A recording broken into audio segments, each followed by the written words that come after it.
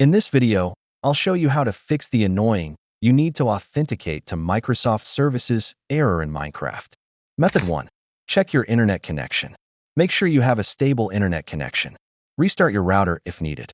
Method 2. Sign out and sign back in. Open Minecraft. Go to Settings, Profile. Sign out of your Microsoft account. Close Minecraft completely, then reopen it. Sign back in with your Microsoft account. Method 3. Clear Minecraft cache, Windows. Close Minecraft.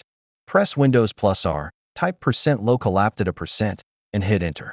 Open the Packages folder. Find the folder named something like Microsoft Minecraft UWP_8 Wekib 3D8 BWI. Delete the local cache folder inside it. Restart Minecraft and sign in again. Method 4. Update Minecraft and Windows. Make sure your Minecraft app and Windows are fully updated. Open Microsoft Store, check for updates. Go to Settings, Update and Security, Windows Update to update Windows. Method 5. Restart your console or PC. Restart your device to clear any temporary issues. Thanks for watching.